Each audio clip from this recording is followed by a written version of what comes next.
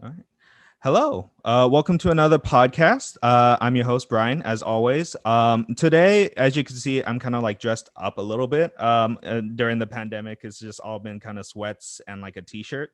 But I'm dressing up because we got an amazing guest, Sasha Renee Perez, the mayor of Alhambra here.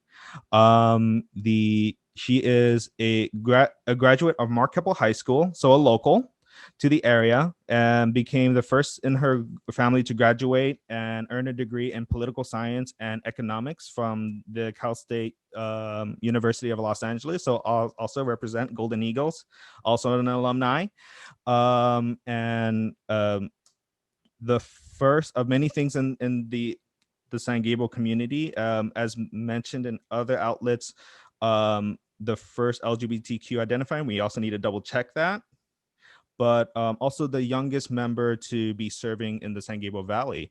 And so today, we just wanted to get to learn more about Sasha, just kind of get an idea of how running a city is, and then some of the issues that kind of revolve around like kind of Alhambra and the San Gabriel Valley, because I feel like even though we have like different cities, I feel like although I live in one part of San Gabriel Valley, I feel like I'm attached to Alhambra in some way. So we'll kind of get into that. And I think just to start off, is there anything else that I missed or that I glossed over, Sasha, in this introduction?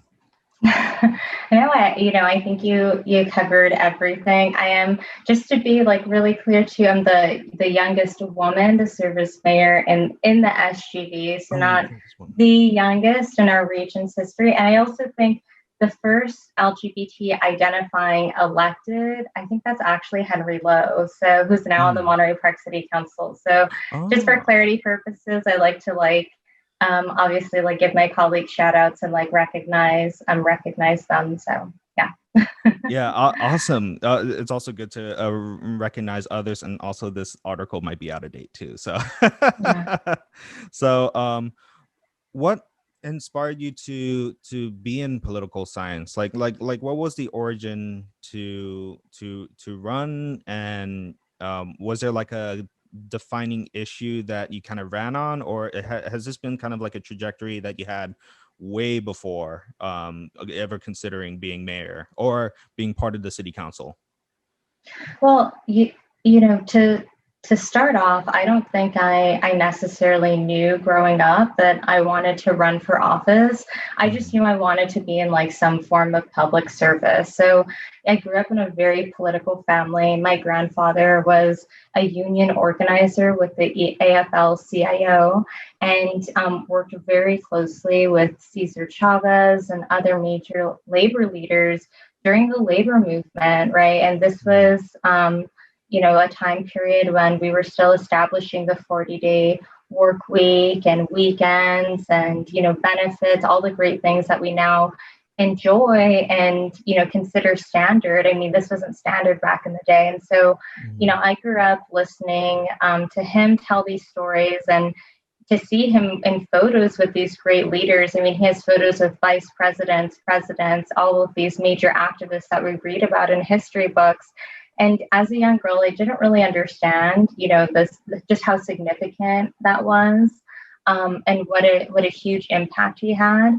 But as I got older and began to, hear these stories again and look at these photos again, I thought, wow, what a huge thing that he was a part of. And I wish that I could be part of something like that. I wish I could do something that would have that kind of impact. And so I thought to myself, growing up, that maybe I would be like an attorney. I thought about being like a civil rights attorney for some time. And so that was kind of the road that I was expecting myself to go down. And then I got to college at Cal State LA. I graduated from Mark Keppel in 2010. So I came in, right around that time. And, I described the feeling of entering at that point of like, it was like higher education was on fire. It just felt like there was activism just happening all across our public institutions because we were seeing tuition skyrocket, budget cuts were continuing to happen, right? We were suffering from economic collapse, right? And so we were really beginning to feel those impacts on our institutions. And so, students were having their classes cut, and, seeing tuition skyrocket meant that many of our students had to drop out. And I decided that I really wanted to get involved. I mean, I saw friends of mine that were having to choose to drop out. And many of those friends that chose to drop out, they never returned. Once they left, that was it. And it was almost always students of color and low-income students that were having to make that decision. Mm-hmm. And that really, it really got me mad. And, I started protesting on campus. I'd go out to the Board of Trustees meetings. I, would do sit-ins at our president's office over at Cal State LA. I mean, I really felt like this was, such a crime to be making such huge cuts to our higher education students and to make it so hard for low-income students to succeed. And so as I began to really kind of dive into the politics of all of this, I realized that government played this huge role in really determining how much funding that our institutions received. And if I wanted to have any sort of long-term impact, that I needed to start heading up to the state legislature, that, going to the president's office or dealing with the Board of Trustees, they were kind of like the last folks in line. Mm-hmm. But if I could go up and, really make an impact up in Sacramento and make sure that we had our full funding then, and start advocating for students there, I felt like I could have a larger impact. And so I would save up money with my friends, and we would carpool up to Sacramento and sleep on friends' couches and meet with the state legislature and just talk about all of these issues that were so important to us. And we would advocate for things that were, outside of funding our institutions. I mean, at the time, there was also a big movement happening around sexual assault as well. Mm-hmm. So we pushed for the Yes Means Yes bill that Kevin De Leon put forth, and that passed. And there were really big successes that we had. But the biggest challenge was ensuring that the CSU got its full funding. Mm-hmm. And so, when it came down to it, 2015 was around my graduation time. And I realized the CSU had still not received its full funding. I had been doing this kind of advocacy now for about 4 years. And I was like, I don't want to graduate feeling like I didn't do absolutely everything in my power in order to make this happen. And so I got together with many of the other advocates from across the other 23 Cal states. And I said, this is our moment. How can we be really impactful in these last 2 weeks before the budget's finalized? The budget is finalized around, it's finalized on June 15th. That's like the budget deadline every single mm-hmm. year. And we came up with this idea. We said, we're going to heavily target the president of the Senate, who at the time was Kevin De Leon, and we are going to invite him down to come visit Cal State LA, and then have him on our radio show. And it was myself and 2 other students, and we were going to spend that time just talking about higher ed with him and talking about what a huge investment it would be for them to fully invest in the CSU. Right. And so we did it. We executed this whole plan. He came down to Cal State LA. We gave him a full tour and, just had him talk with different students, and then had him on this radio show. And, he left. And I think when he left, it was like maybe 7 days before the budget was finalized. But we did that intentionally. We wanted him to walk into the negotiating room with the CSU at the top mm-hmm. of his mind. And so, June 15th comes. It was also the day that I graduated. And I get an email that, we got our full funding for the first time. And at that point, it had been 10 years. And that was also the last time the CSU got fully funded. And it was such a huge moment for me to really feel like, wow, like I was able to organize this massive coalition and work with so many incredible people, and look at what we achieved. And, I just really felt so proud of our work mm-hmm. and also felt like I'm pretty good at this. So I think I need to continue doing this. And so that kind of led me into wanting to pursue more of like a policy route. And so, since then, I think I've just continued to do policy advocacy at the Pat Brown Institute for Public Affairs is where I worked after I did municipal policy. Now I work at the Campaign for College Opportunity, where I do higher ed policy. And now being on the city, I'm constantly dealing with city policy. So for me, it just kind of felt like I had my aha moment for like what I wanted to do and what I was really good at. Mm-hmm. At that college level, yeah. Yeah, I was a student at Cal State LA from 2013 to 2018 or so. So I think we were probably kind of like co-inhabiting kind of like similar spaces, especially as a business major. I was like, well, I wonder, we probably had a class together at some point. So yeah, so I think a lot of that is like it's like the story of like being an advocate and like trying to find like that space is like where to swim, and like either there's always different paths. It's like it could be a political leader, it could be part of a group, like say for instance, I'm with Asian Youth Center, and you're part of the board there, so I guess full disclosure on that. Like there's a path there for like people that want to be just educating the younger generation, and like getting them into a space where like they can see a path for being a leader in a community, or being just an advocate or communicator. I think we just finished up a project where we had students like tell their stories, have them share their truths when when you're in an education space that only values kind of like, hey, let's get your A's and B's, and like I guess as an Asian American, it's like it always has to be that A. Like you don't hear the story behind that person. You only see them as a statistic. You only see them as not just an individual almost. And then I think that the whole point of the project was to like, we want to understand where you're coming from. What are your dreams? What are your aspirations? And I think that story is just like showcases like a path for people to get from point A to point B. And I think that in itself is like, it's a very impactful story there. So has there's been an air of both victory and kind of loss in the frame of advocacy. You have a situation where you have amazing wins. So like most recently, the verdict for George Floyd has happened recently, and that has been kind of like a breath of fresh air, like an understanding that this is not necessarily the victory that we necessarily want, but it's like it's a path forward, and it's like justice is having George Floyd here. I think that's one of the most impactful things to be said from one of the leaders out of it. But you have a situation where this is going to be the beginning. We don't want this to just be a moment. We want this to be a movement, right?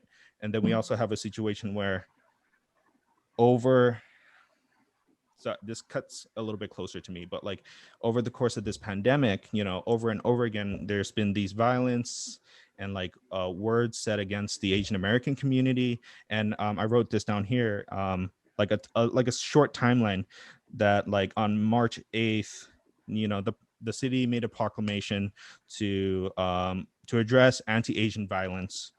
On the 9th, the next day, to call Hilda Solis and board members of like the district, like the area of like the San Gabriel Valley, to like come together and like fund a county measure, right, to help fund um you know investigations for anti-Asian violence, right? But literally a week after, right, you had those things where 3 Atlanta area spas were attacked, and 6 of them were Asian American. Like, um, how do you? I think my question is, and this is the most long-winded way to get to the question, but like, how do you deal with coping with feeling like you don't have all the data, or you don't have enough to be impactful? Because I was in a space, I think a month, like the whole month I was addressing anti-Asian hate. When that happened in Atlanta, I was like, am I doing enough?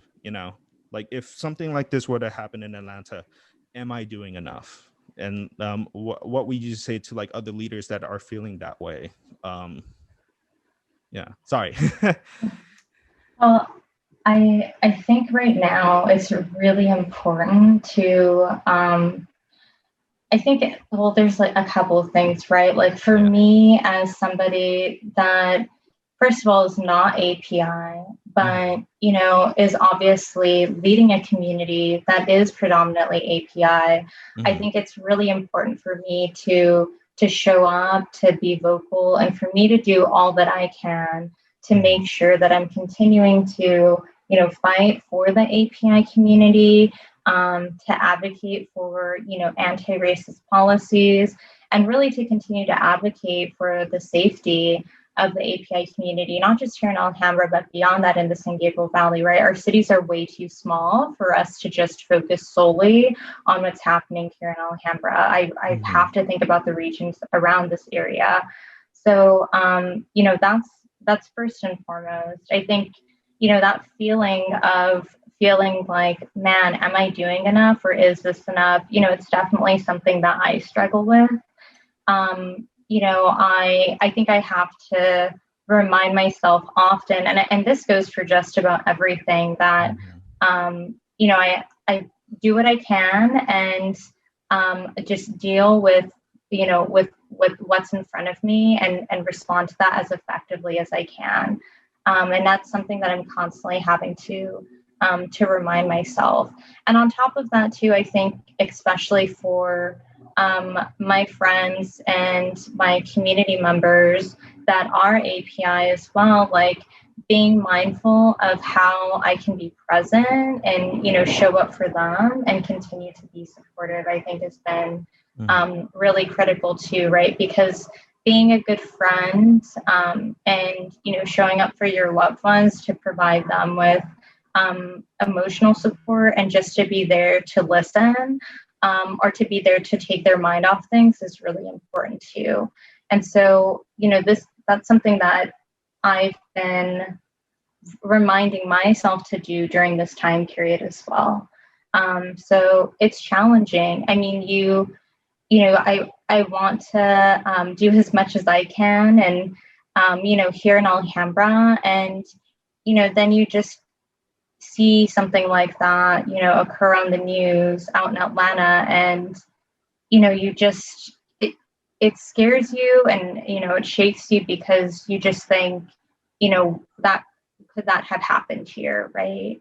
In our community, and um, it, you know, it's highly disturbing, and I think for a lot of, you know, our residents, they felt that way as well. So and I think one of the beautiful things that I've seen come out of this too is the ways that other young people have organized around this issue, right? We've had young people organize vigils. We had a vigil that was out in Almanzar Park. It was led by a student, a college student. Her name's Betty Hang. There was another vigil that was organized by another group of students within Alhambra Unified School District. They organized a march. There was a vigil at the end. And it's been just incredible to kind of see our youth leading during this time and really having deep conversations about, you know, what does community safety look like beyond just policing, right? Mm-hmm. And I think it's really incredible that that conversation is happening here in the San Gabriel Valley, and that we have young people that are leading it. Because oftentimes, unfortunately, you know, when we have elected leaders and, you know, other folks leading those things, frankly, they're the events just aren't put together as well, right? It's just Mm-hmm. much more interesting, and I think much more thoughtful when we just allow our young leaders to just lead and we just step away. Mm-hmm. Yeah, and I this might be like one of the conversations like I had with my friend about like how it was feeling. It's like I think part of it is like I've seen it through a decade, right? Like I've been working with advancing justice for a long time, and now currently working with Asian Youth Center. Like, you know, you're talking and you're trying to address these things, and it's like it gets to this like crescendo, and you're like, what, like, am I doing enough? But you have that galvanizing force, that younger energy, right? And I think you hit the nail on the head. It's like these younger individuals, like, you know, breathe our leaders into saying like, hey, this is something that we need to focus on. And I think it takes that energy that they bring to the table. Like have since gotten to a point where it's like that a week of nihilism, I guess, that I had kind of went a little bit away. I was like, okay, then let's double down on this. Let's talk to the community. Let's go to these vigils. Let's find ways to address the issue. And like in some ways, as a Southeast Asian, right, like more policing may not be the solution. Black and brown Asian Americans, they tend to be as police as much as Latinx communities. And so like when I hear like other Cambodian families saying like, hey, we should just have more police, it's like, we've immigrated here post 1965, and as refugees, like we are police more than our East Asian counterparts. So like, I don't know if more policing will help for us. And I'm trying to address at least that small pocket of like community members. And so and yeah, sorry. It's a very personal thing, but also very public thing too, because I think as a nation we're all kind of like going through it. And on the federal level, didn't there was a bill to provide more funding for investigations for like crimes against Asian Americans, but didn't six folks, they didn't vote for it. And I just thought, these are Americans, these are people that live in this country, that believe in this idealized version of the American dream, and you're gonna say no to them. And I just thought, this is the worst message you can give. And I know it's only 6 people and it has majority support, but those 6 people, like, I hope that they could find it in themselves as like, yeah, this was not a good look for them. And so Yeah. yeah. Well, I think what you've seen happen is issues of race have become like so heavily politicized, right? So if you believe that racism exists, you're a Democrat. If you don't believe it, then you're a Republican. I mean, and it's sad. It's sad that we've gotten to this polarized point. I mean, we've seen that with the masking issue, right? Do you wear a mask? You're a Democrat if you wear a mask. You're a Republican if you don't.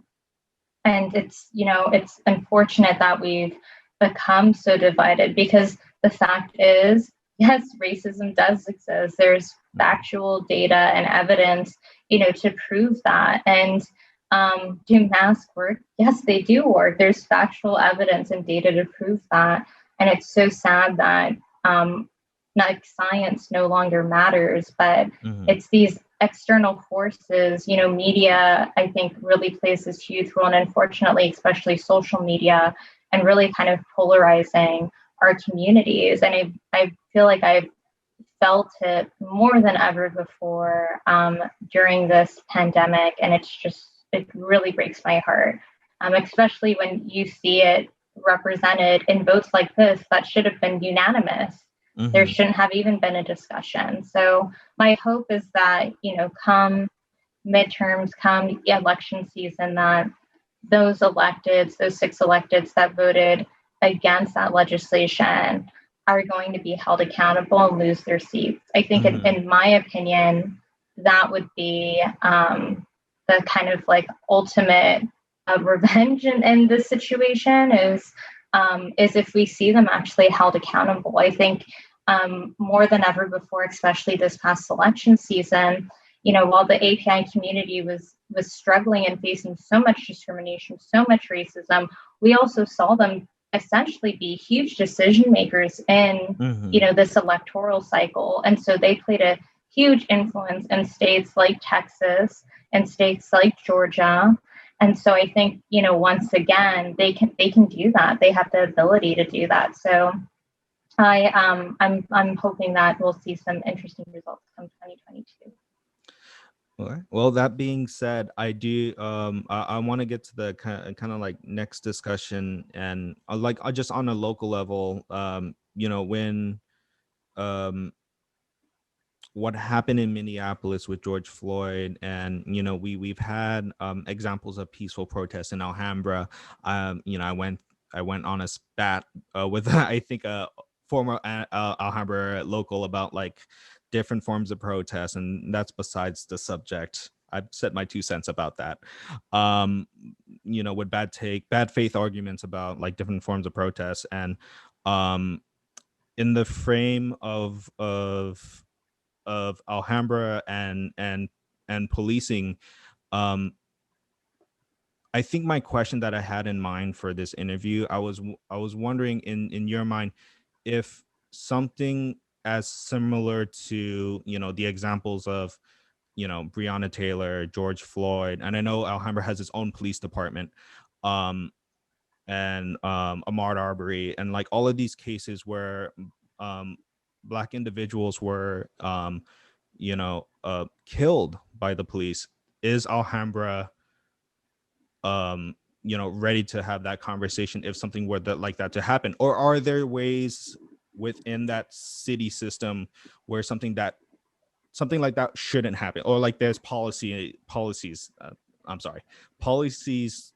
to make sure stuff like that doesn't happen in that way? And I know you're not like the police chief or anything, but I just wanted to ask, as the mayor, is there anything in a way to address those issues on that police force? And I don't know if I'm going to get into a discussion about defund the police, but the police budget, as per the state of the city address, is $29 million, right? And then fire is together is $18 million, and like all that together is like that's majority of the city's budget. And we got to look at that majority of that. I look first time I looked at any like city city study or like a city pocket finance book, first time I ever saw that. But majority of that is like paying the wages and like doing all of those things. So it's like it's better than what some other police departments are doing, like buying a tank or something like that. But is the city ready to address if something like that were to happen? I think that's what I'm trying to get at. Yeah, so I feel like at this point, my goal is to make sure that something like that never happens, right. In Alhambra. And so, I think when I came into this role, well, first of all, there was a lot of kind of politics that were involved. To be very transparent, when I was running, right, my opponent was unfortunately kind of fear-mongering folks. I was at the Black Lives Matters march that happened here in Alhambra. And I marched peacefully with their students. I was a part of, it was I'm forgetting what the word for it would be, but essentially like there were a group of folks that were protesting in their cars with the NAACP up in Pasadena. I was a part of that. And was a part of peaceful marches that happened, in LA as well. And, unfortunately, my opponent had been kind of spreading these lies that I was going to abolish our police force, that, I was this radical that was, just out here, doing these crazy things out in LA. I mean, it was just completely absurd. And so when I came in after I won, I did sit down and I had conversations. I talked with both chiefs, both the previous chief, Chief Vu, the incoming chief, Chief Para, and I made really clear to them that for me, one of my priorities is to see us continue to promote de-escalation within the department and to look for new opportunities for us to reduce force as much as possible. And they both understood that. Chief Para really understands that as well. And so there's different things that we're doing, I think, to reach those goals. There's obviously a lot of professional development, an investment that goes into that so that they understand basically how to deal with different situations and, not having to use force, using different de-escalation tactics so that they can, avoid even having to utilize their gun. Another thing that we're doing as well is we have social workers within our police department. And so our social workers go out and they respond to cases of homelessness, they respond to cases of substance abuse issues, of mental health issues. As far as I know, I think we're one of the only cities in the San Gabriel Valley and possibly one of very few cities in Los Angeles County that has social workers that are responding to these sorts of cases. Mm-hmm. And so, they're there to say, hey, do you want help with, with your mental health issue, right? Do you want assistance with your substance abuse issue? If you are seeking out assistance, we can get folks assistance in less than 24 hours. We have a contract with Licata, where Licata, and Licata is the LA County, I'm totally going to mess this up and chop this up, but it's LA County, oh my gosh, I'm forgetting what the acronym is, but essentially they are an organization that provides services to those that are struggling with substance addiction, so that they're able to provide them with counseling, therapy, XYZ, all the things that they need to recover. And so that is, they have 6 beds available for us, so that we can call them at any time and say, we have this person that needs help, and they're able to take them in right away. Unfortunately, for other cities, they have to go through an extremely lengthy process to get somebody in. And when you're dealing with somebody that's dealing with a mental health issue or the substance abuse issue, the second they say yes, you want to get them help as fast as possible. You don't want to leave the opportunity for them to change their mind, for them to decide, maybe I just shouldn't do this. And so that's one of the ways that we're dealing with that as well. And another thing that I think is kind of helped to ensure that we've had very few cases of use of force in the past is that we have a small police department. And, I don't think a lot of folks realize that, especially for a department like Alhambra PD, we're so small and our city is so small that they're really able to build relationships and get to know residents. And I think it's so important, I've emphasized this to them as well, to be out there in the community so the community knows them, recognizes them, so they recognize residents. And also so they build relationships with residents that are maybe struggling as well. I mean, I think it's really important for our police department to know, folks in our community that, maybe somebody that is homeless, maybe somebody that is struggling with a mental health issue or substance abuse issue, because oftentimes these folks aren't violent. They are simply people that are struggling with something so that's either mental or so deeply personal that they need, outside assistance. Now in California, you can't force somebody, to go into therapy and to get help. And so it has to be on them to make that decision. And that can be a very big decision. But if our department and our social workers are able to create that relationship with somebody, so they're continuing to follow up and say, hey, are you ready? I think you should really take that next step. You can really turn your life around. We're here for you. Whenever you want to make that decision, you just let us know. Then if, something is to happen, if somebody, does randomly call, unfortunately, call the police on one of these folks because, for whatever reason, then when our department goes out there, they're like, hey, we actually know this guy, we recognize him. They already have that built relationship in. And so it doesn't become this immediately kind of like violent, tense situation. And what I've seen, and this is, personally from my perspective, I feel like many of the videos that I've seen occur at some of these very violent videos, you have folks being very reactionary. And so that's problem number one. And then number two, there's no kind of compassion and thoughtfulness in like what's happening and considering the situation of, is this person actually violent or are they just having a mental health episode? Right. But if you have a department that actually is connected with the community, then they'll know that. And I think that that's one of the really cool things that we have right now. And I'm really happy that Chief Parr in particular has made even more effort to say, we want to get even more out there. Let's like meet with business owners. Let's meet with residents. Let's talk one-on-one with people. I just think that's so critical. So, and you know what, honestly, I say all of this because I see it working too. there's a resident, and I, won't name him for privacy purposes, but he has been homeless for probably about 20 years. And I've known him since I was a kid. The department knows that I know him, very well. And, he's somebody that has been struggling with mental health issues, had kind of something very tragic happen in his life and his family. And after developing mental health issues, unfortunately, turned to drugs, and that worsened his condition.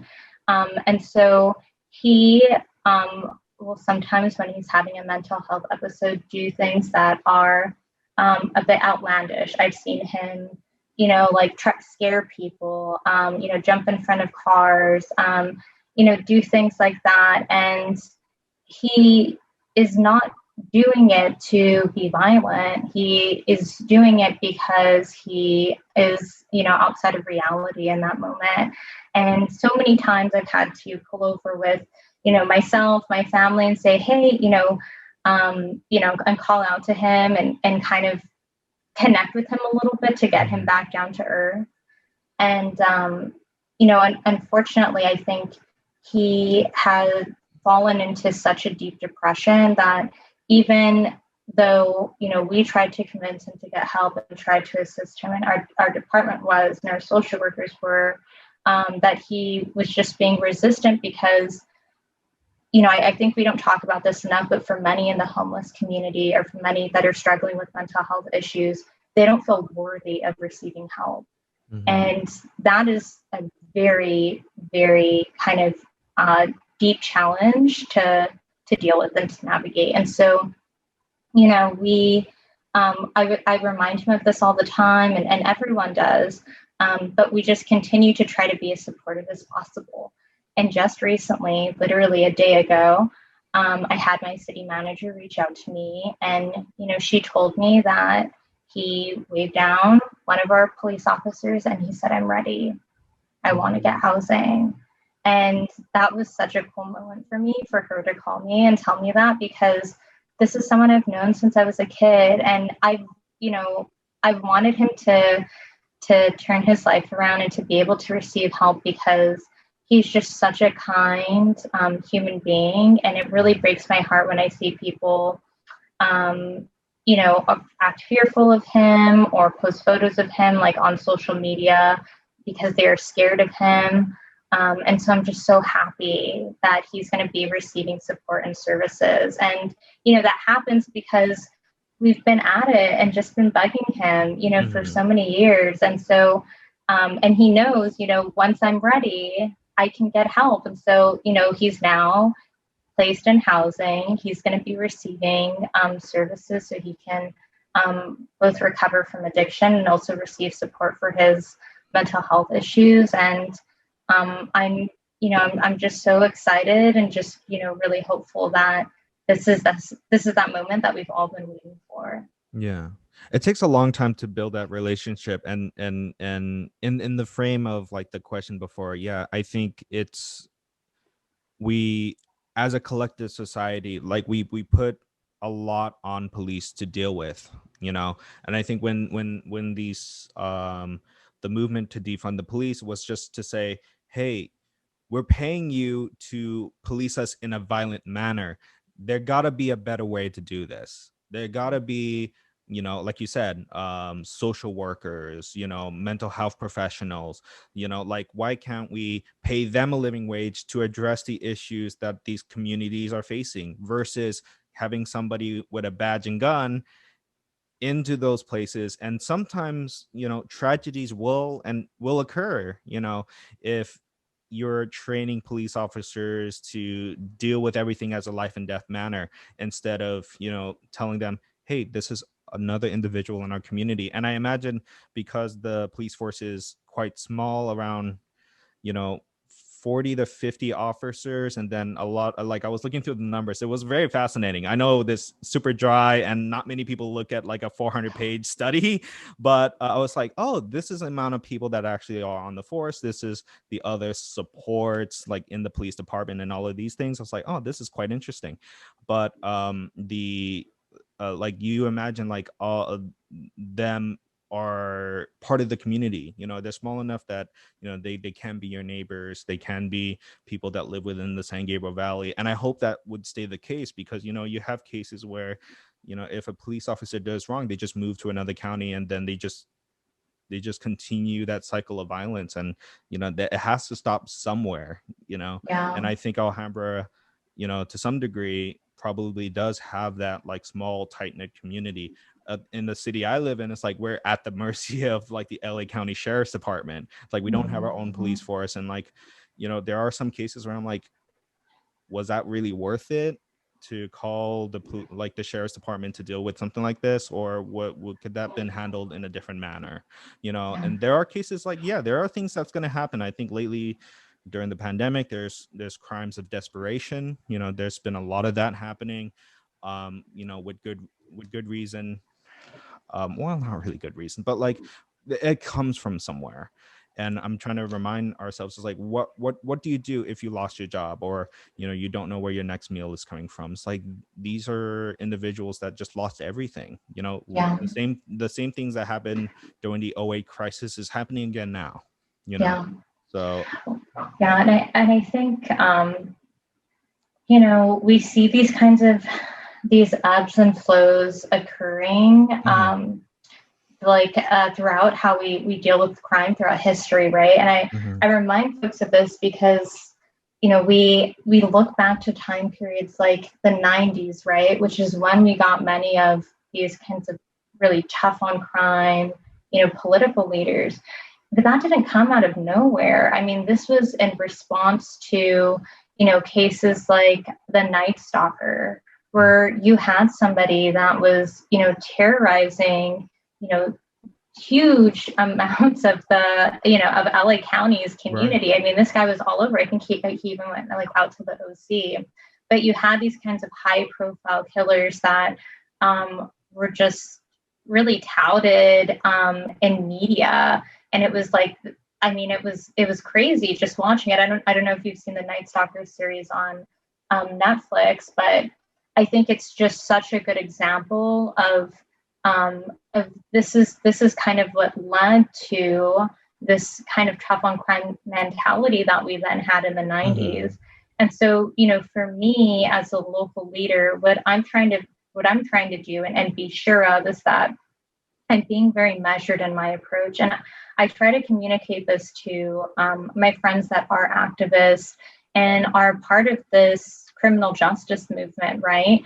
We have to make sure that what we're doing right now, that as we're implementing these things, that they work, and that if they're not working, that we're being very responsive to that and coming up with new solutions, quickly, that we're really monitoring data, and that we're finding out what's effective and what's not, and we're sharing that with one another.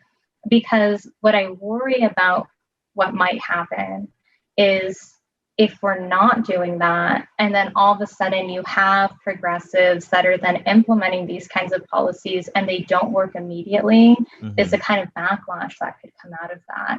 And so, some of the things that I'm really happy that's, happened here in Alhambra is the fact that we are using social workers, and, that program's running very effectively. And, that our PD is utilizing, de-escalation tactics and focusing on this, like, within their training. And what I'm now looking at is, like, how do we scale up the really good work that's happening and take that a step further? And so I've let them know, if you guys need to hire, I think we have 3 social workers right now, 3 or 4 social workers. If we need to hire somebody else, let's do that. Let's hire another social worker so we can respond to even, more cases and build out this program. Another thing that I'm looking at is we're looking at a diversion program for folks that essentially get ticketed for riding their bikes on the sidewalks. And one of the things that, I've shared too, because right now the kind of unofficial policy that Alhambra PD has is if somebody is riding their bike on the sidewalk, they don't ticket them. And so, I think that's great. Let's formalize that policy, right? And let's say we're officially not going to be ticketing folks anymore. And instead, if you are riding your bike on the sidewalk, we're going to send you to a biking safety program that's done in multiple languages. It'll be with Active SGV, and we'll do that. And so it's like taking little things that are working right and scaling them up.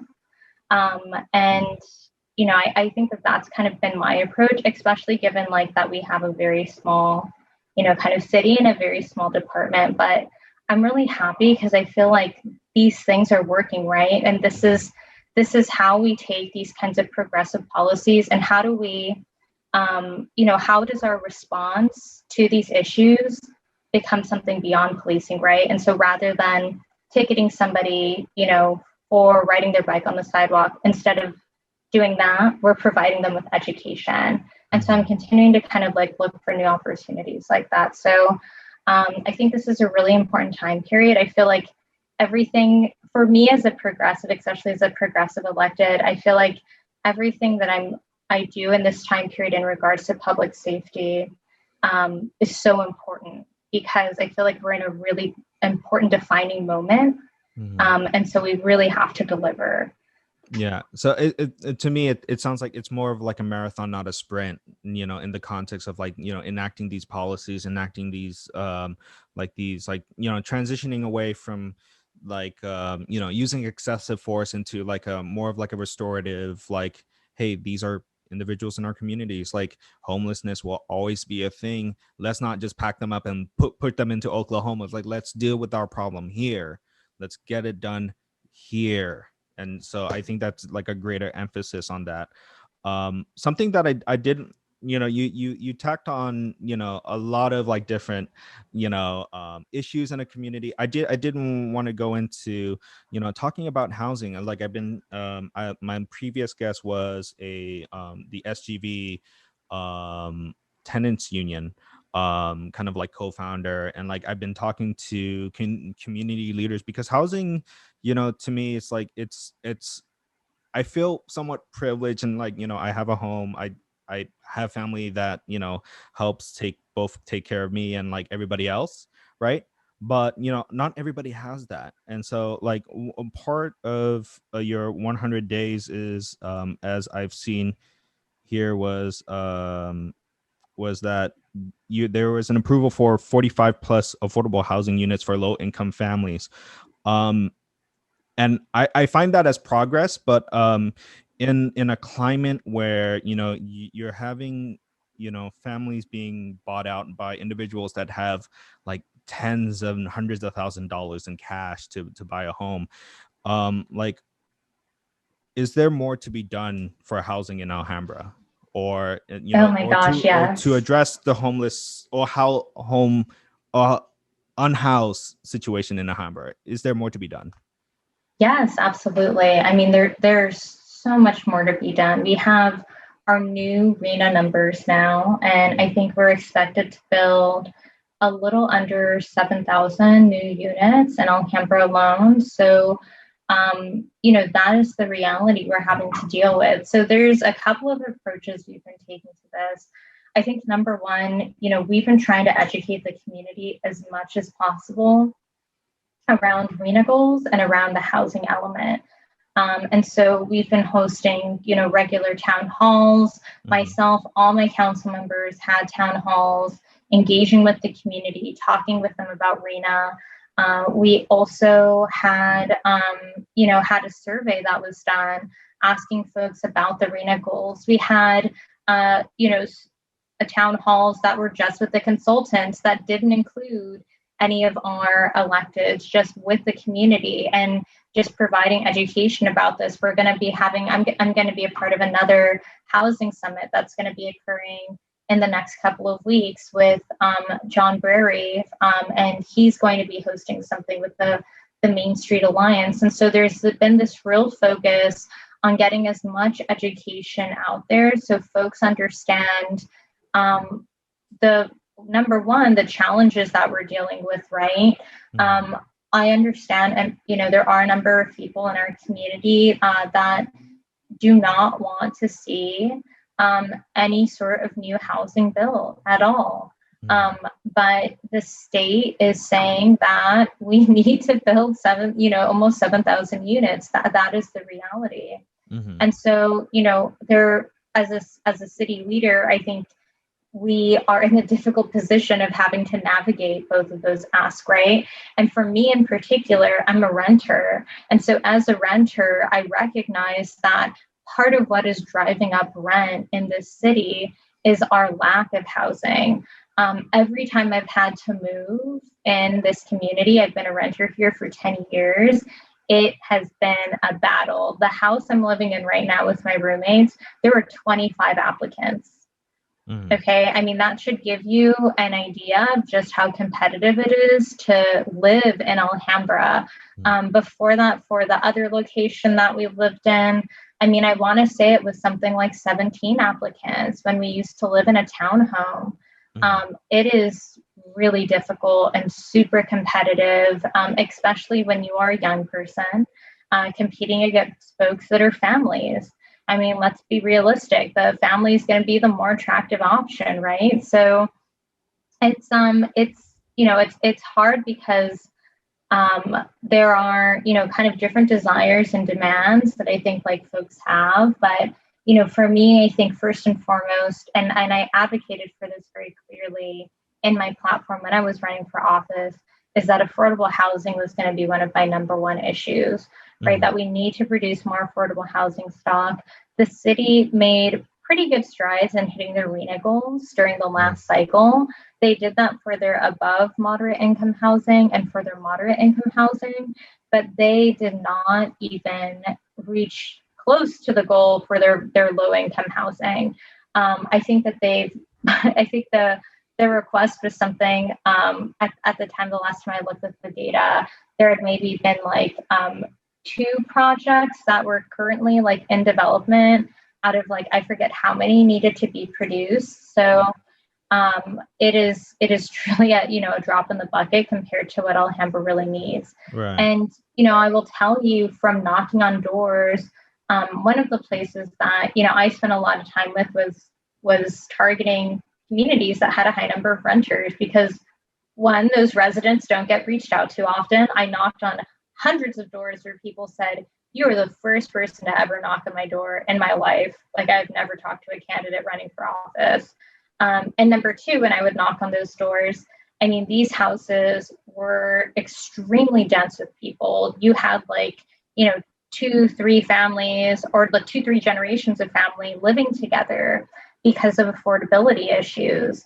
And I think that's part of the reason why we saw such high COVID cases amongst Latinx communities and amongst API communities, especially those that were undocumented. So for me, building more low-income housing is really critical. And also making sure that we're applying the laws that we've set in place, right? So we have our inclusionary housing ordinance, our IHO, requiring 15%. We have SB, I think it's SB 209, which is the Housing Rights Act of 2019, which was passed, just 2 years ago. That law makes it illegal for any home to be torn down where there is a low-income resident or a very low-income resident living in it. And if that unit is torn down, it must be replaced. And so we saw that law come into effect with a group of families I was working with.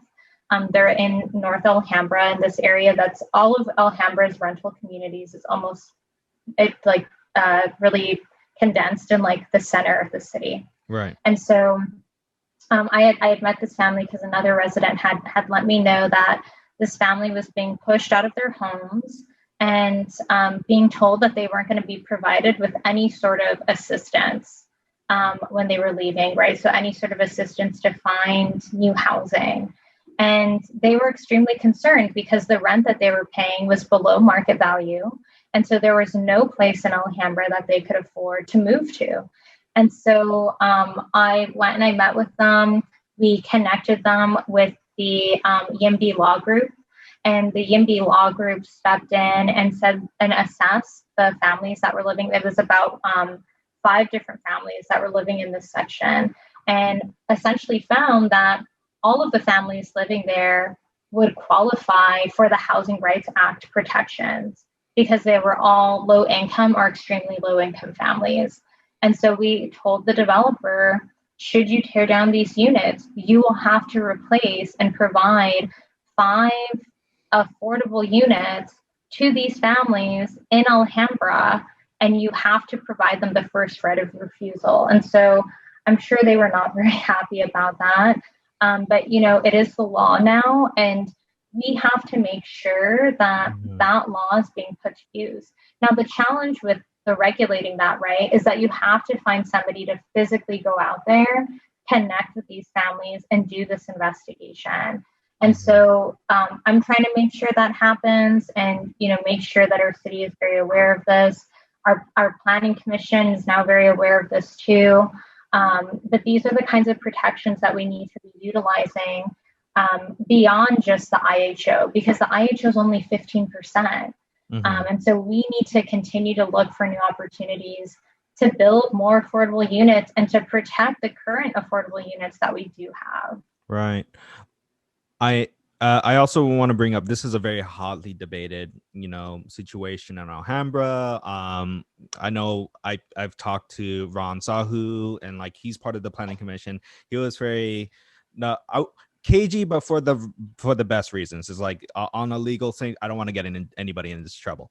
But like, the most hotly debated thing right now is kind of like the villages in Alhambra, and like, as far as I can see, as like a semi-local, like living within the SUV, it seemed like it's a developer that just has zero interest in, you know, providing affordable housing.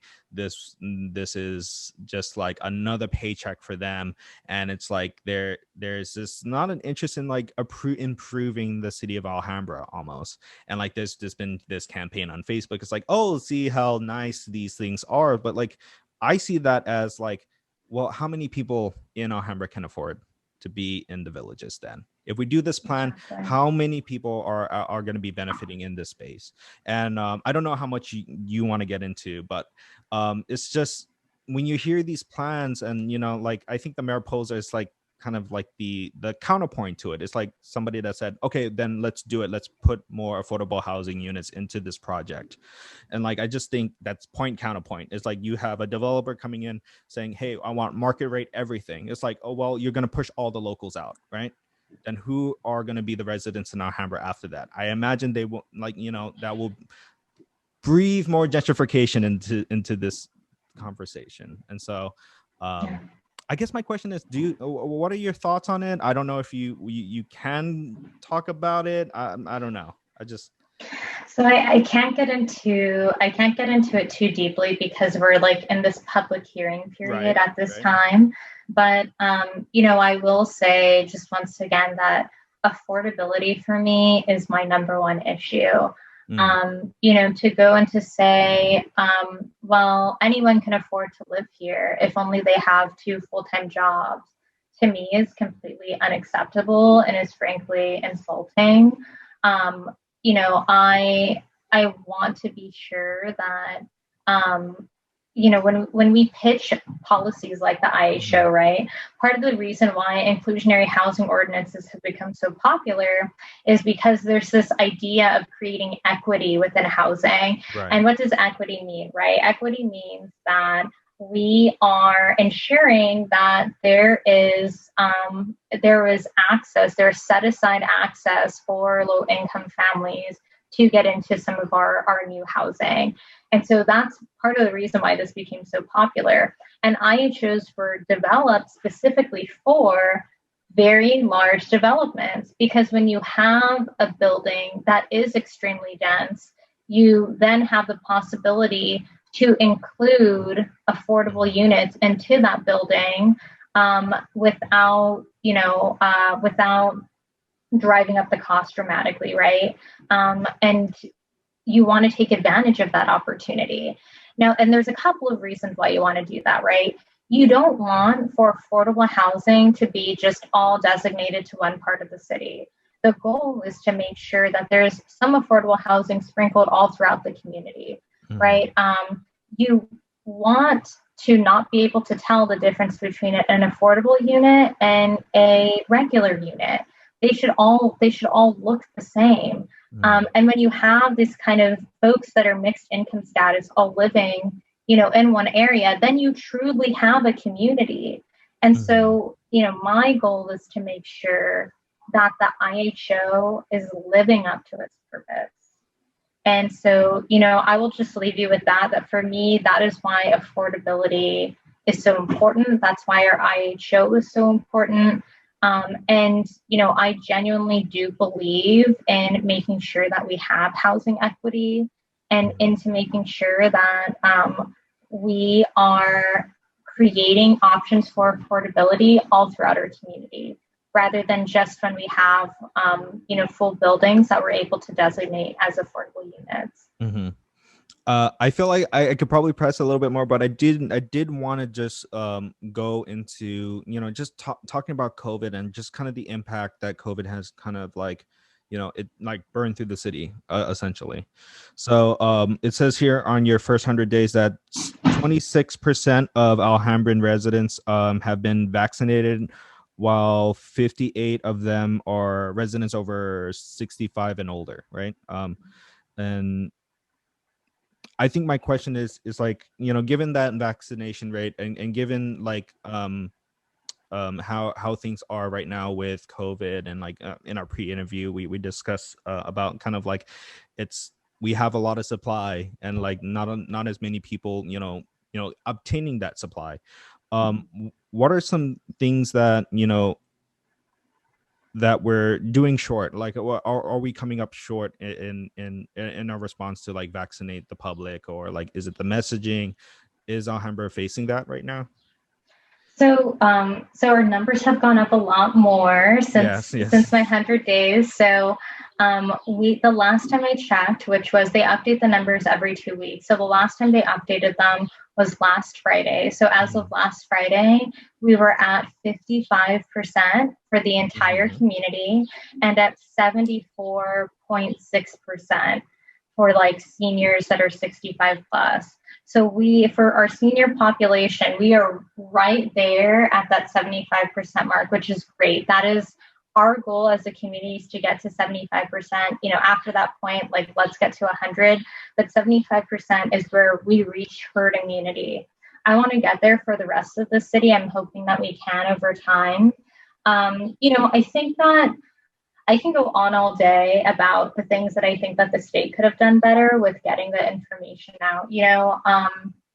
I think that there was not enough communication that was happening in terms of like PSA, social media ads, and commercials that were coming out on television, communicating the My Turn website and how to use it. I was having to communicate to a lot of our residents that to go to myturn.ca.gov to get their appointments. And honestly, once they were using the site, there were so many technical difficulties that were happening with the website. I mean, a lot of my work was literally just like going, I'd be on work and checking the website every now and then, oh my God, there's an appointment open and let me try to fill this out. And then I'm calling someone that I know that needs an appointment and I'm filling it out for them, right? Because our senior residents are not used to having to deal with such kind of like a fast-paced internet environment where they're having to compete for appointments. And so I think that kind of setup, in my opinion, wasn't working too well. They did open up a phone line. The county did have one. Unfortunately, the phone line was insanely backed up. I had residents waiting 2-3 hours to get an appointment, and then they would finally get through, and then somebody would hang up on them. Right. So there were a lot of glitches that were happening initially. And I think that there was probably some more prep we could have done in advance of that, because we knew that the vaccine was coming. And on top of that, we got Silicon Valley right up north. Mm-hmm. We have one of the greatest hubs for ingenuity when it comes to the internet. So I think that there were some ways that we could have been a bit more creative about it. But, I also understand too that so much of what we were doing as community leaders and what I'm sure our governor was doing was just very touch and go, right? We're just dealing with things as they come with us, because there was just so much happening for a period of time. I mean, you remember there was ash raining from the sky at one point here in the San Gabriel Valley from the fires that were happening. So, I sympathize with the position that the governor was in and that many of our other leaders were in. But so, as much as I can go on all day, I also simply was not in his shoes. So want to recognize that as well. For me personally, I think here in Alhambra, once that vaccine came out, I was like, let's get this information out as soon as possible. The first drop that happened was with Kroger, actually. And Kroger released vaccines before the county had approved them. And I had already gotten in like a dozen of our residents. So our residents were some of the first in the county to get vaccinated. I mean, I was on the phone, my friend who's out in Montana right now was like, please get my dad signed up. His dad's a senior. So I was like getting his dad all signed up. And it was great. I was just really happy to see that happen. And then they shut the appointment thing down because the county went and said they can't take any more. They can only do those that they registered. So there were some like glitches that were happening locally, but once we got things going, I mean, we just went like at hyper speed.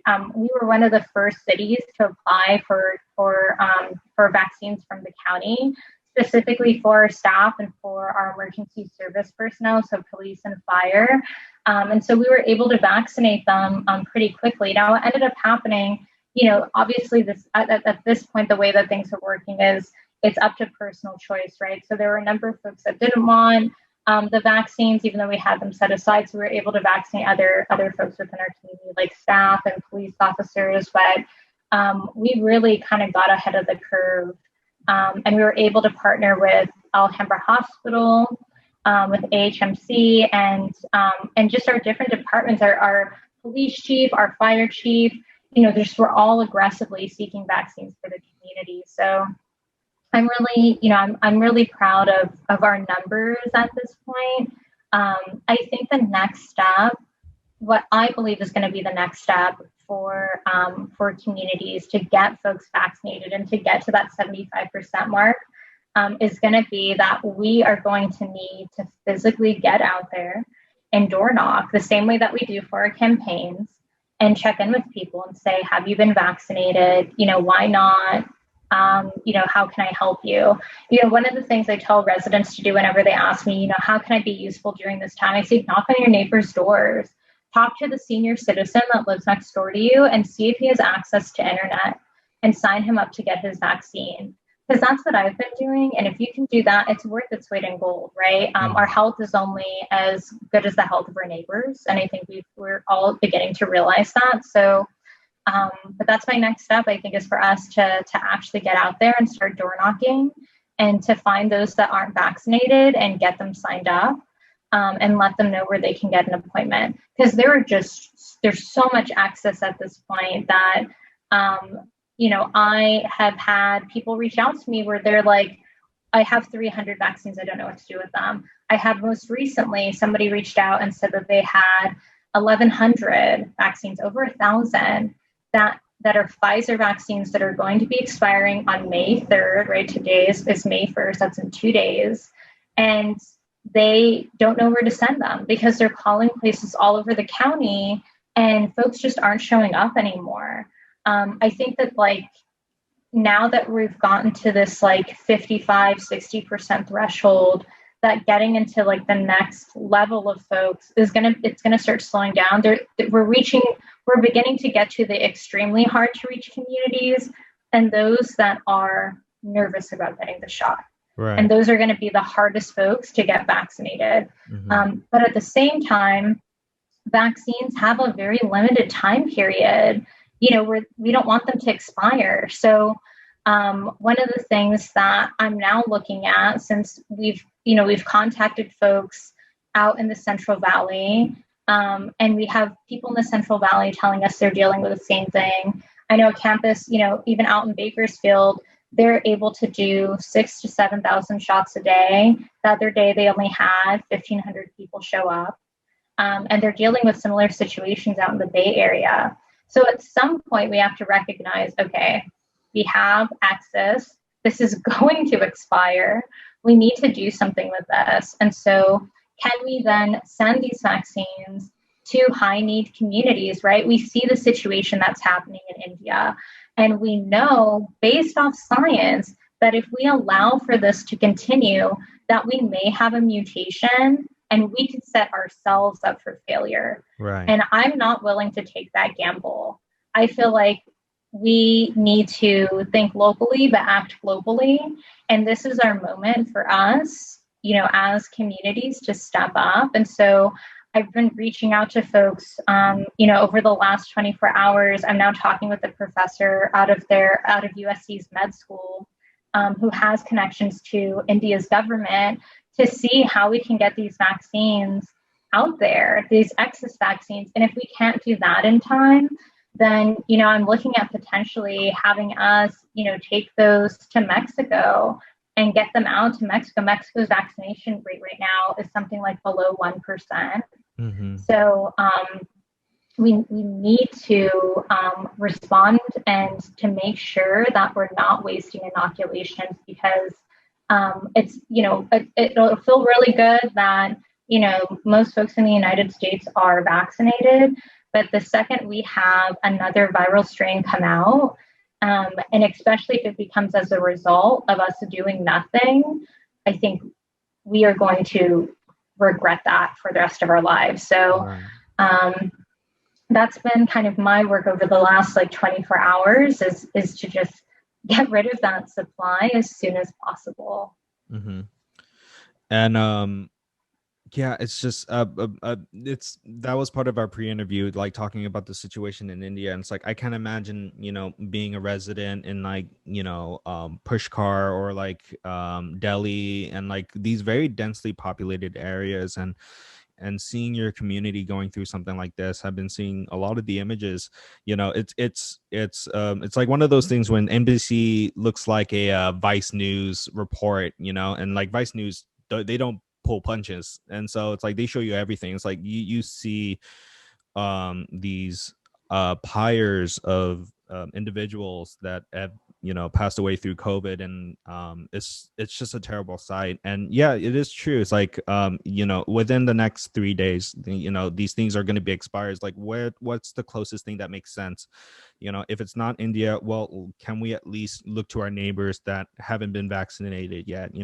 Whether that's Canada or Mexico, right? And we mentioned before, yeah, their vaccination rate is dismally low. So that's definitely something to look at. And it's awesome that you're trying to get into work your connections and trying to facilitate that. And I think that should be like a further conversation. It's like we are kind of like the nation of milk and honey, right? But at the same point, if we don't share in those things, we're just sowing the seeds of something that may come back and bite us much more deeply. Yeah, absolutely. And I think I want another thing about COVID that I want to pick your brains at is just the economics. And I know you're an economics major, but we're seeing how the housing market is going insane, right?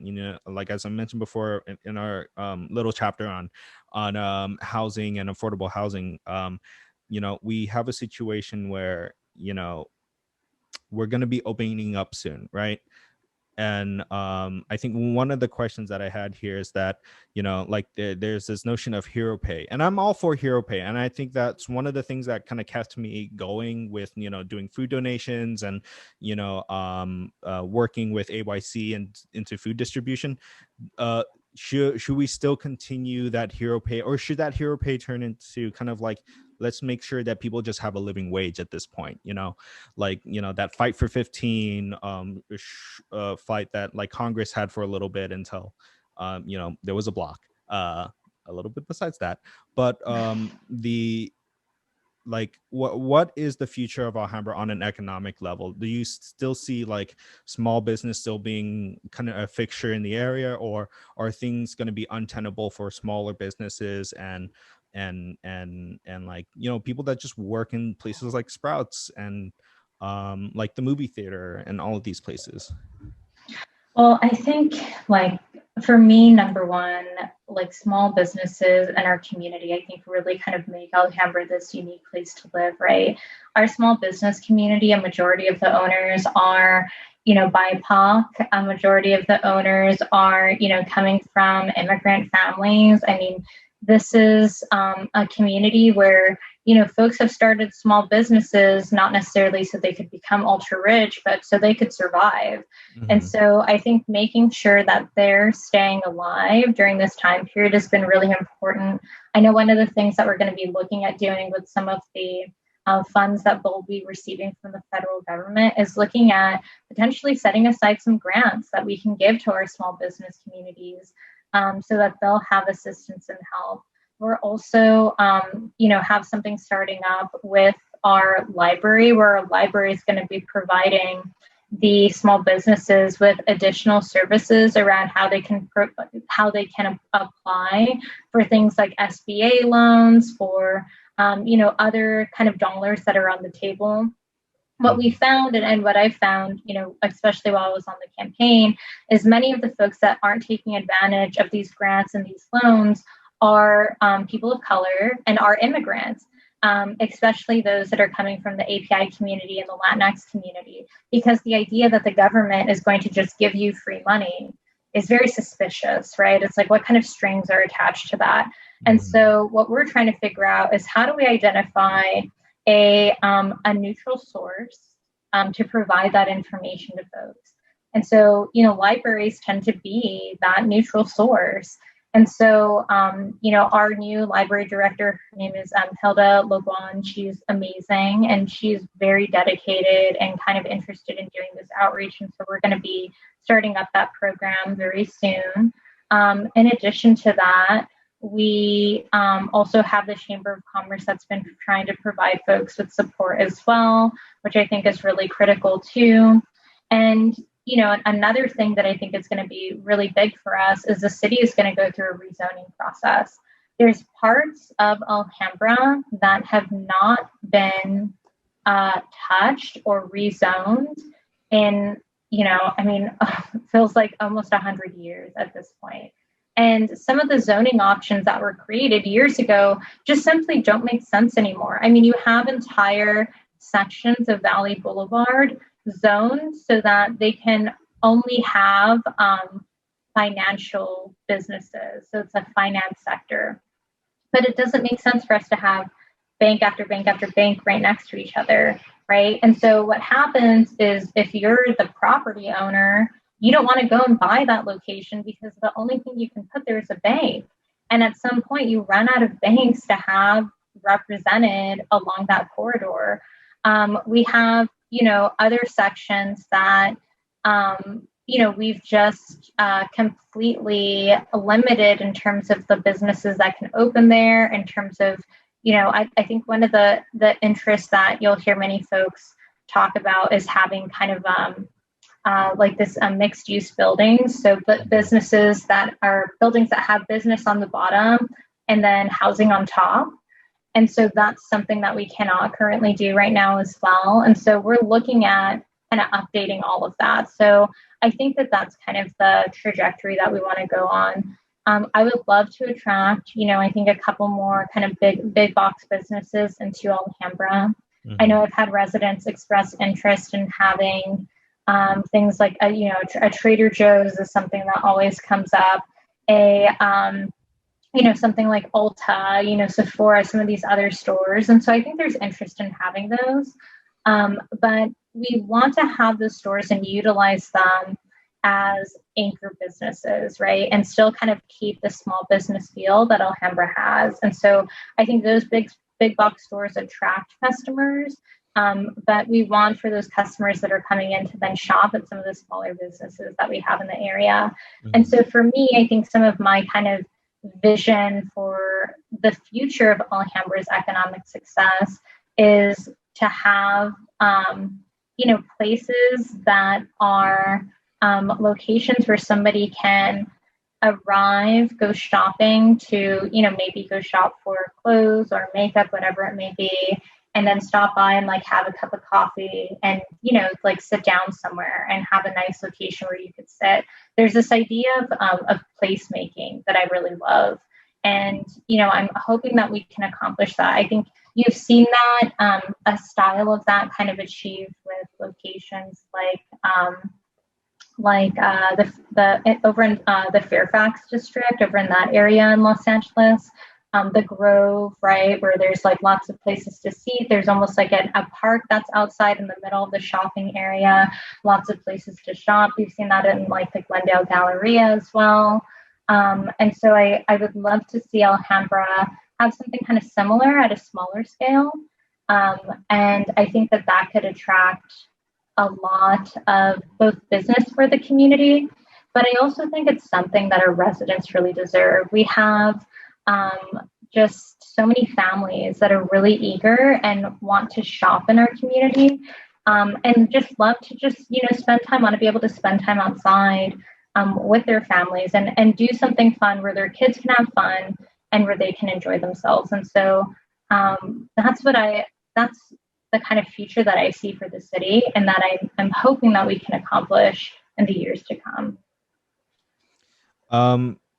So I think that those are very lofty goals, and that that would be the closest Trader Joe's that I would be living with. That would be very awesome.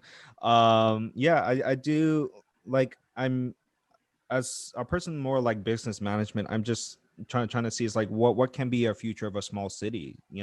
Like we live in a situation where, I think as much as many people would dunk on millennials, it's like we've been through 2 recessions, right? We've been through a 20-year war, right? We've been through a recession in 08. We're going through a once in a century pandemic, and like questions of like, why don't you own a home? I'm just like, can you be more tone deaf than ever? What are you trying to expect from us if you were set up in a situation where like it's hard to own a business, or it's difficult to get a degree when when all you needed to pay is like $5,000, and even adjusted for inflation still is cheaper than what we have to pay today.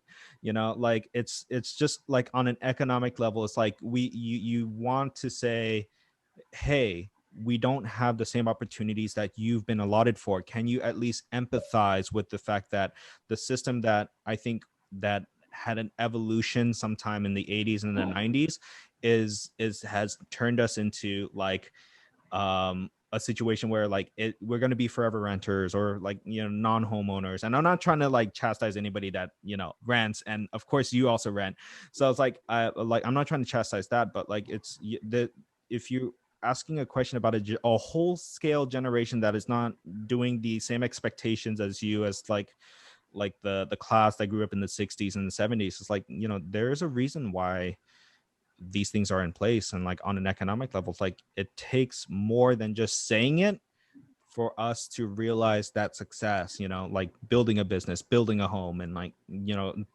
obtaining that. I don't know if owning a home is the new still the American dream, but like obtaining a generational wealth where you can have your family live here without the fear of being destitute, without the fear of racism and all of these things. I think that's the new modern American dream right now at the moment. Yeah. No, I agree. I mean, I think that the economics of our time period has changed drastically from the time period which our parents existed in, right? Especially for me, one of the things that I'm personally very concerned about is the kind of changing economics around jobs that are app-based jobs. And so you have workers that are working for Uber or for Lyft or for Grubhub, that are essentially being heavily underpaid or not being provided with any sort of basic kind of supports and insurance or any sort of benefits.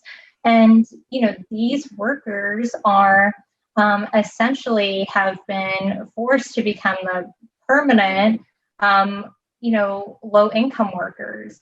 There's no sort of economic mobility for them.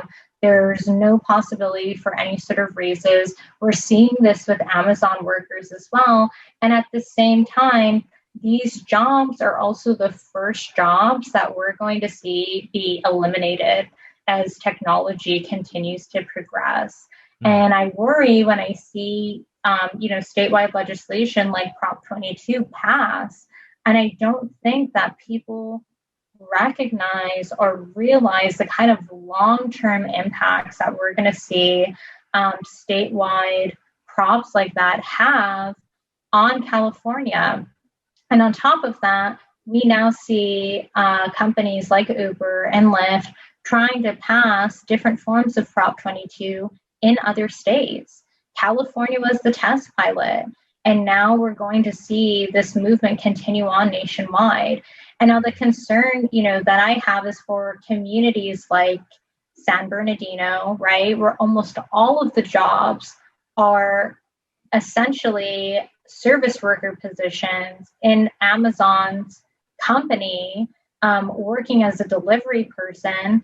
What happens when Amazon finally reaches its goal to either have self-driving cars delivering packages, or another piece of technology they're working on that I'm sure you've seen is actual kind of robotic planes that pick up, right, these packages and drop them onto people's doorsteps. And then you cut out an entire workforce. So I think that we are going to need to have a very serious discussion about this idea of a universal basic income very soon. I think that that's going to be a discussion we're going to have probably in the next 10 years, because we are going to end up with huge unemployment once that technology becomes successful, where we have that kind of automatic delivery service. And for businesses, it's just not going to make sense anymore for them to hire somebody to deliver something to you, right? Right. So I worry about that. That's part of the reason why I fought so hard for hero pay. I joke with folks that I think we must have made the record for city that debated this topic the longest. We talked about it for 3 months before we passed it. But, part of the reason why I push so hard on this is because I think when companies make these huge profits, they need to be pressured to give some of that profit to their workers. And unless we require them to do so, it's simply just not going to happen. Yeah. This idea of trickle-down economics, it doesn't exist. I mean, I remember talking about this in my economics class, and it didn't exist back then. It didn't exist in the 90s, and it doesn't exist now. Hoping that, a corporation is going to be nice and give that money to workers, it's super few and far between does that ever happen. And so unless we legally begin to put pressure on folks to do that, I don't think we're going to see a difference. And for me, I think the next big battle is going to be with regulating a massive company like an Amazon. And, we have workers in this company that are peeing in bottles because they cannot work enough hours to make a full day's wages.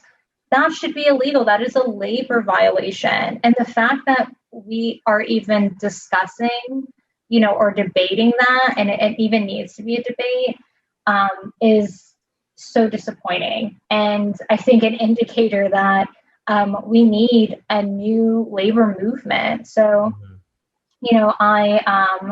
I do think that we're gonna really start having these hard conversations in the years to come, and that people are going to begin to recognize that as we automate many of these jobs, and that as companies make huge profits, that we are going to need to tax them more to make sure that people have the basic necessities that they're able to live off of. Right. You're hitting on some of my little heartstrings here, because I've been like a big proponent of like UBI since like Andrew Yang. I do have comments about him, from time to time, but like the idea of like, a freedom dividend, or like the idea of like having a universal basic income, and like, mayors for a guaranteed income. Like, you have Stockton, right? That their experiment in universal basic income basically had a net benefit for their community.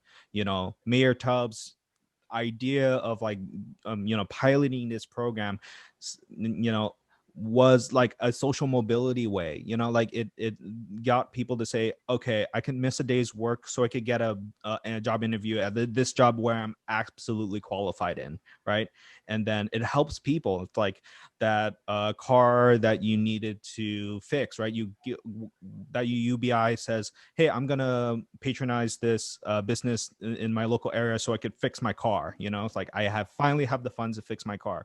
That, I think, in the frame of like, the pandemic stimulus, and I wish it was like a emergency UBI, but it's like it was one of our best like anti-poverty programs. It's like the unemployment, although had many issues, got people to a point where they felt like, okay, I feel like I could pay off my credit cards, I could do these things with this money. Like, although I don't have a job now, I'm gonna set myself up for better success. Yeah. Yeah. So I definitely, that was going to be one of my rapid fire questions towards the end of the the podcast here. But I know we could probably talk for hours on policy, on like city issues and things like that. And I think it's probably been like about an hour and a half at this point. But I do want to do a quick rapid fire section. But before that, is there anything that you wanted to kind of promote, like any new happenings in Alhambra? I know that they have a farmers market, or like, say, for instance, like a tenants workshop or a town hall, right? Is there anything that's coming up in Alhambra that, the folks in our audience should know? Well, I just had a tenants workshop, so I'm going to be posting that. We'll upload it to the city's YouTube, and then I'll share that out on my Facebook page and on social media. So if like folks want to watch, they can go ahead and check that out there. There's a lot of important kind of updates that folks are going to want to receive, especially with the new program that's coming out of the governor's office for 80% of rent to be covered, for those that weren't able to pay their rent during this time period. So if anyone's interested, they should absolutely watch that. Hero Pay is coming out, and it's going to be instituted starting on May 22nd. There's also another ordinance that's coming out to essentially reduce plastic waste. And all residents are going to begin having to request plastic utensils if they want them from restaurants. That's going to be happening sometime, I want to say, beginning of June. And then our composting program is going to launch on July 1st. So I don't think I have my composting bin in here. I had them give me one early because I'm like making videos with it to teach people about composting. So that'll be coming up too. And we also have a tobacco ordinance, a smoking ordinance that's going to be coming into play as well, regulating and further creating more smoke-free areas. So there's a lot of really exciting work happening. I will just say, in terms of UBI, those are discussions that I'm having. I do want to see a similar program that was launched, in Stockton, launched here in Alhambra, specifically for low-income residents. And I'm hoping that, we can find a philanthropic source to support that kind of endeavor. But there's no kind of hard, details around that just yet. And there are, more policies I'm exploring in terms of renters protections too. And so that is going to be a part of our strategic plan, and that'll be coming out soon. So there's a lot of stuff happening. My mayorship is going to be ending at the end of this month, but even though I'll no longer be mayor, I'll still be on the council.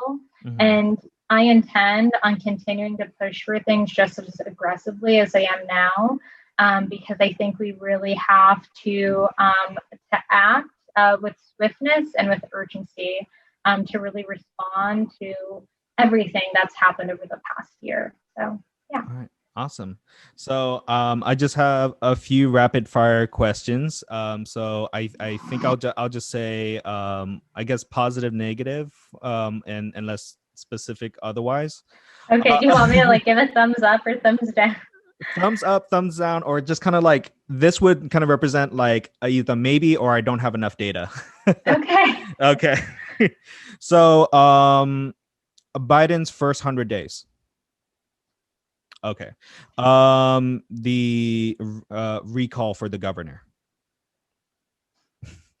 The uh, oh wait, so this would be oh my god, this is a very lightning round thing. Favorite restaurant in Alhambra? Ooh, Uh, difficult. I would say right now it like changes for me constantly, but I'm really into limericks. Okay. Yeah, so I'm like been on like an Irish food kick. So Hmm. And favorite item to get from a McDonald's? French fries. Awesome. Okay. Well, thank you, Sasha. I'm sure there would be more, and I think there would be another time for us to have like a nice podcast again in the future. Thank you again for agreeing. I know I felt pressured and like I did dress up for this occasion. So I hope you're gonna be doing well, and thank you for all the work you've done in the Alhambra area, and thank you, audience, for being here and your patience. All right. Bye bye. Thanks.